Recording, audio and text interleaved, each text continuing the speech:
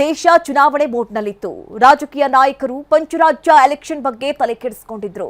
ಆದ್ರೀಗ ಗಮನ ಮತಯುದ್ಧದಿಂದ ಮಧ್ಯಪ್ರಾಚ್ಯದ ಯುದ್ಧದತ್ತ ಸೆಳೆದಿದೆ. ಪ್ರಧಾನಿ ಮೋದಿ ನಿನ್ನೆ ದೇಶದ ಜನರಿಗೆ ನೀಡಿರುವ ಸಂದೇಶ ಸಂಚಲನ ಸೃಷ್ಟಿಸಿದೆ.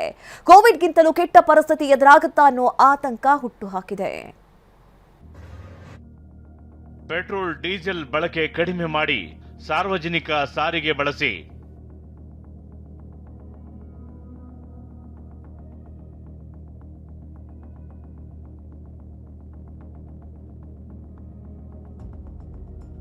ಚಿನ್ನ ಖರೀದಿ ತಾತ್ಕಾಲಿಕವಾಗಿ ಬೇಡ, ಅಡುಗೆ ಎಣ್ಣೆ ಮಿತವಾಗಿ ಬಳಸಿ.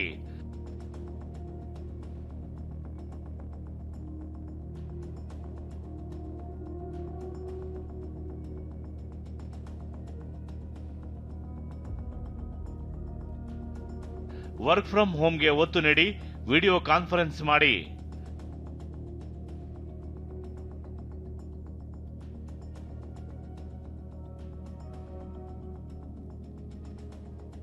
ರಸಗೊಬ್ಬರ ಬಳಕೆ ತಗ್ಗಿಸಿ ಸಾವಯವ ಗೊಬ್ಬರ ಬಳಸಿ.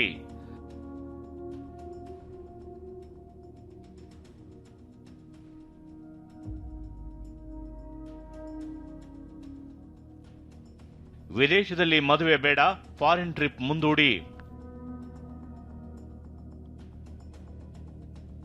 ದೊಡ್ಡ ಘೋಷಣೆ.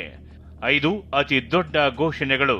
ಪ್ರಧಾನಿ ಮೋದಿ ನಿನ್ನೆ ದೇಶದ ಜನರಿಗೆ ನೀಡಿರುವ ಈ ಗಂಭೀರ ಸಂದೇಶಗಳು ಇದೀಗ ಆತಂಕದ ಅಲೆ ಎಬ್ಬಿಸಿದೆ. ಈಗಾಗಲೇ ಗ್ಯಾಸ್ ಬೆಲೆ ಏರಿಕೆಯಿಂದ ಜನ ತತ್ತರಿಸಿದ್ದಾರೆ. ವಾಣಿಜ್ಯ ಅಡುಗೆ ಅನಿಲ ಸಿಲಿಂಡರ್ಗಳು ದೊರೆಯದೆ ಹೋಟೆಲ್ ಮಾಲೀಕರು ಆರ್ಥಿಕವಾಗಿ ಪಾತಾಳಕ್ಕೆ ಕುಸಿದಿದ್ದಾರೆ. ಇದರ ನಡುವೆ ಮೋದಿ ಹೊರಡಿಸಿರುವ ಹೇಳಿಕೆ ತಲ್ಲಣದ ತರಂಗವನ್ನೇ ಎಬ್ಬಿಸಿವೆ. हमें पेट्रोल डीजल का उपयोग कम करना होगा. शहरों में जहां मेट्रो है वहां हम तय करें. ಹೊರ್ಮುಜ್ ಜಲಸಂಧಿ ಬಂದ್ ಆಗಿ ತಿಂಗಳುಗಳೇ ಕಳೆದಿವೆ. ಭಾರತದ ಮೇಲೆ ಇದು ಗಂಭೀರ ಪರಿಣಾಮ ಬೀರುತ್ತಿದೆ.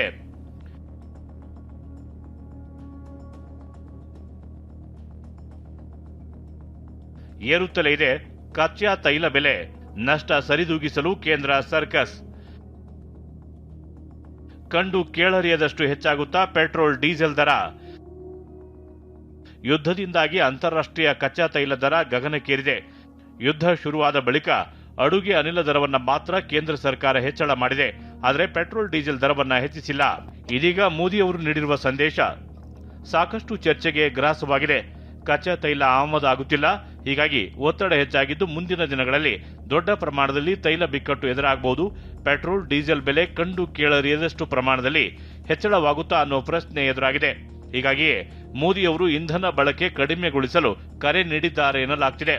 हमें पेट्रोल डीजल का उपयोग कम करना होगा. शहरों में जहां मेट्रो है वहां हम तय करें. ಪೆಟ್ರೋಲ್ ಡೀಸೆಲ್ ಬೆಲೆ ಏರಿಕೆ ತಪ್ಪಿಸಲು ಸಾಧ್ಯವಿಲ್ಲ ಎಂದು ತಜ್ಞರು ವಿಶ್ಲೇಷಿಸಿದ್ದು, ಇದಕ್ಕೆ ಕಾರಣಗಳೇನು ಅನ್ನೋದನ್ನೇ ತೋರಿಸ್ತೀವಿ ನೋಡಿ. ಭಾರತ 85% 90% ಕಚ್ಚಾ ತೈಲ ಆಮದು ಅವಲಂಬಿಸಿದೆ. ಅಮೆರಿಕ ಇರಾನ್ ಯುದ್ಧ ಮತ್ತೆ ಶುರುವಾಗಿದ್ದು ಒಂದೇ ದಿನ ಕಚ್ಚಾ ತೈಲ ಬೆಲೆ $4 ಏರಿಕೆಯೊಂದಿಗೆ ಈಗ 1 ಬ್ಯಾರೆಲ್ ಕಚ್ಚಾ ತೈಲ ಬೆಲೆ $105ಗೆ ಹೆಚ್ಚಳವಾಗಿದೆ.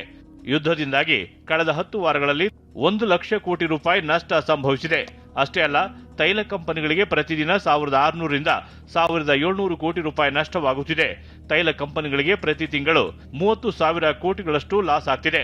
ಇನ್ನು ಕೇಂದ್ರ ಸರ್ಕಾರ ಪೆಟ್ರೋಲಿಯಂ ಕಂಪನಿಗಳ ಮೇಲೆ ಹೊರೆ ತಗ್ಗಿಸಲು 13 ರೂಪಾಯಿ ಇದ್ದ ಪೆಟ್ರೋಲ್ ಮೇಲಿನ ಅಬಕಾರಿ ಸುಂಕವನ್ನ 3 ರೂಪಾಯಿಗೆ ಕಡಿತ ಮಾಡಿತ್ತು.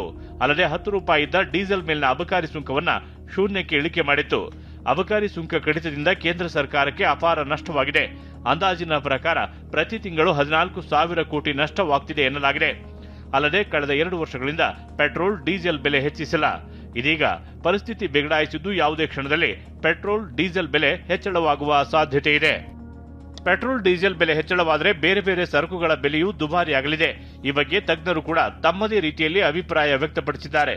ಪ್ರತಿ ಆಯಿಲ್ ಕಂಪನಿಗಳು 30 ರಿಂದ 32 ಸಾವಿರ ಕೋಟಿ ಪ್ರತಿ ತಿಂಗಳು ನಷ್ಟ ಅನುಭವಿಸ್ತಾ ಇದೆ.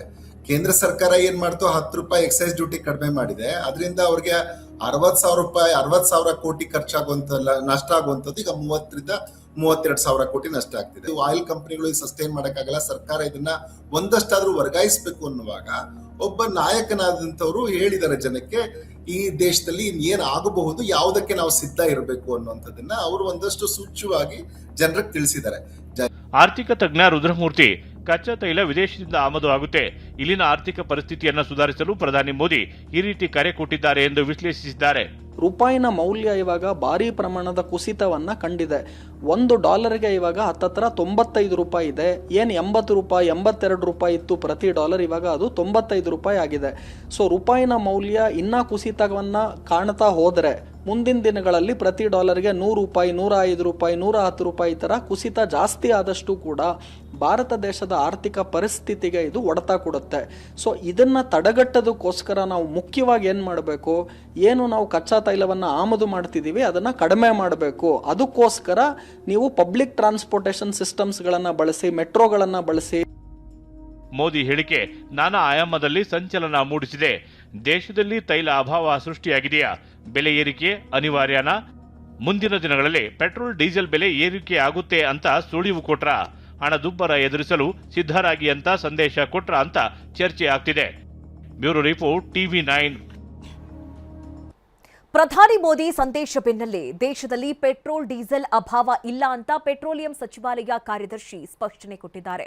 ಪೆಟ್ರೋಲಿಯಂ ಸಚಿವಾಲಯದ ಕಾರ್ಯದರ್ಶಿ ಸುಜಾತಾ ಶರ್ಮಾ ಸಾರ್ವಜನಿಕ ಸಾರಿಗೆ ತೈಲ ಇಂಧನ ಬಳಕೆ ಕಡಿಮೆ ಮಾಡಿ ಎಲೆಕ್ಟ್ರಿಕಲ್ ವಾಹನಗಳನ್ನು ಬಳಸಿ ಅಂತ ಮನವಿ ಮಾಡಿದ್ದಾರೆ.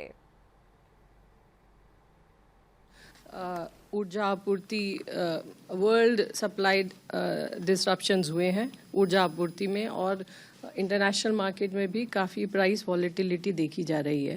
परंतु भारत सरकार ने कई इफेक्टिव स्टेप्स लिए हैं और ये सुनिश्चित करने की कोशिश की है कि आम उपभोक्ता को कम से कम असुविधा के साथ फ्यूल सप्लाई की आपूर्ति सुनिश्चित की जा सके. और इन सभी जो स्टेप्स लिए हैं उनके फलस्वरूप